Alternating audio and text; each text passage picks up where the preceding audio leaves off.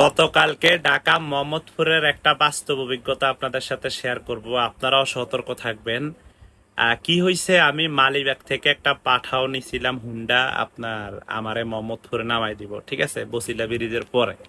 তো আপনার এখানে যখন ওই বাইক রাইডার ছিল আবার মুরব্বী, আপনার সম্ভবত বয়স 50-এর উপরে হবে। তো যখন মোহাম্মদপুর আসছিলাম ব্রিজের আগে স্ট্যান্ডে, তখন ওখানে অনেক জাম ছিল। হঠাৎ করে একটা টোকায় গাড়ির সামনে দিয়ে আইসা আপনার অটো রিক্সার লগে কথা বলতেছে, তার মাথা ভিতরে ঢুকায়া তার কোমর বাইরে বেরিয়েছে। তো ওর কোমরে একটু বাইকটা লাগছিল, লাগার পরে যেই একটু লাগছে তখন ও পারে না তার কোমর দিয়ে তারে ফালাই দেয়, ঠিক আছে, মানে যাইতটা। পরে পট করে বাইরে করতেছে, আপনি আমার লাগাই দিলেন কেন?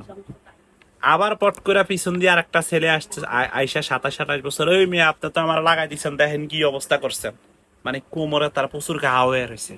মানে আমি বুঝলাম যে এটাই তাদের বিজনেস, এটাই তাদের ব্যবসা, এইভাবে মানুষদেরকে ফাঁদে ফেলে। তখন আমি পট করে বলতেছি, এরা বলতেছে যে মেয়ে আপনি তো এখানে ছিলেন না, আপনার গায়ে লাগলো কোন সময়?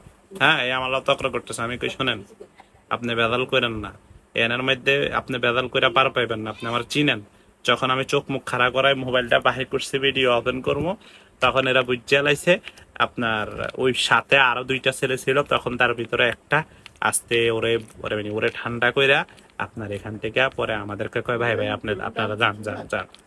তা আমি বুঝলাম এখান থেকে যদি এখানে নর্মাল কোনো যদি লোক হইতো তাহলে কিন্তু একটা ঝামেলা পাকালাইতো এবং আপনার তার থেকে জরিমানা আদায় করতো, নাহলে অন্যান্য কিছু করতো।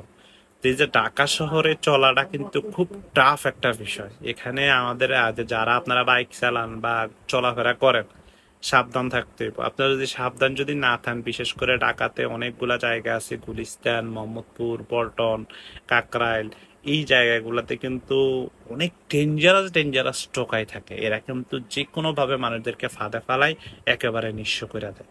তো আপনাদেরকে বলবো, যারা ঢাকায় থাকেন বা যারা ঢাকায় যান যে কোনো কাজে, আপনারা সাবধান থাকবেন, সতর্ক থাকবেন, চোখ কান খোলা রেখে চলতে হবে, ঠিক আছে। ওখানে সহজ সরলের মতো যদি আপনি চলেন, তাহলে কিন্তু যে কোনো মানে জালে কিন্তু ফাঁসা দেওয়ার সম্ভাবনা থাকে। তো এই হচ্ছে অবস্থা।